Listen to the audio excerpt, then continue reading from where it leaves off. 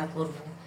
এই চিকেনটা স্মোকি করব, সেটার জন্য আদা রসুন সব কিছু পেস্ট করা আছে। মরিচের গুঁড়ো, তারপরে দিব হলুদের গুঁড়ো, তারপরে দেব জিরা আর ধনিয়ার গুঁড়ো, এরপরে দিব লবণ। লবণ একটু কম দিতে হবে কারণ আমি এখানে সস ব্যবহার করব। এটা হচ্ছে ওয়েস্টার সস, এই সস দিব একটু আন্দাজ করে। এরপরে দিব হচ্ছে ভিনেগার, সাদা ভিনেগার দেবো এটা আমি সামান্য একটু। এরপরে দিব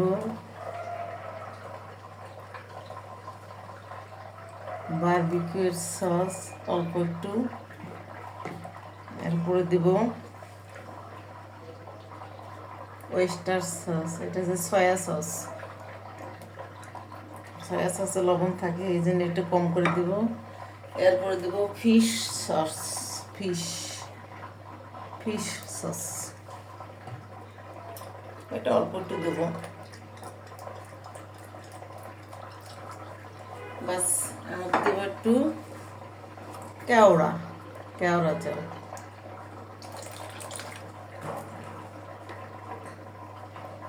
এই যে হালকা একটু চিনি। এরপরে দিব একটু সয়াবিনের তেল, এই যে দিয়ে এগুলো সব মাখায় ম্যারিনেট করবো। ম্যারিনেট করতেছি, মাখায় নিতেছি মশলাগুলো সব মাখায় নিয়ে একদম সবাই যেভাবে করে কাটছি, আপনারা তো সবাই কাটতে পারেন, এইভাবে কাটছি। আর লেগ পিসটা এইভাবে লেগ পিস কাটছি, আর বুকের মাংসটা ঠিক এইভাবে করে এখন ম্যারিনেট করে নেব।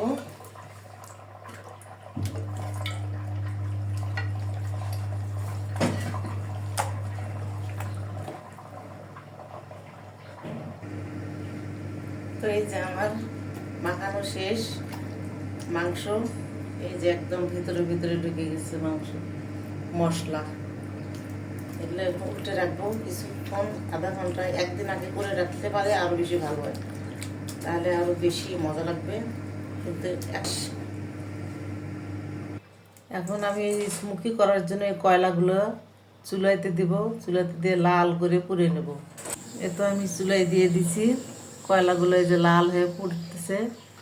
এরপরে আবার দেখাচ্ছি। কয়লাগুলোকে এখন এই বাটিতে করে নেব, এভাবে নিয়ে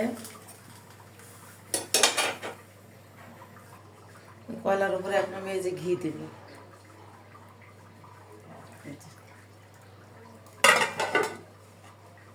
দিয়ে ঢাকনা দিয়ে দেবো।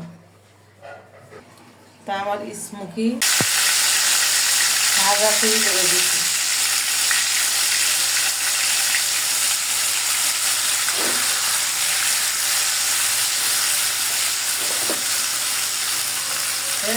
ট্রাই করি, বাস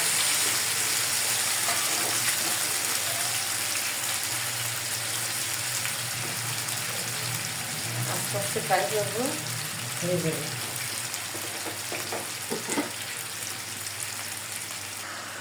উল্টে দিলাম, উল্টে দেওয়ার একটা উল্টানো দিছি, ঢেকে দিছি, আর একটু পরে আবার উল্টাই দেব। উল্টাই দিই, পানি বের হয়ে গেছে অনেক, কারণ পানি বের না হলেই ভালো হতো, আমি তো আস্তে করে দিছি এই জন্য একটু সেদ্ধ।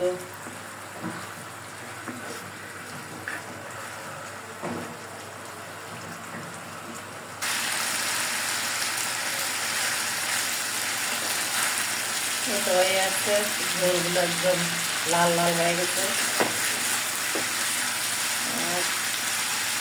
এটা কয়লাতে করলে বেশি ভালো লাগে, অনেক টেস্টি, অনেক সেন্ট।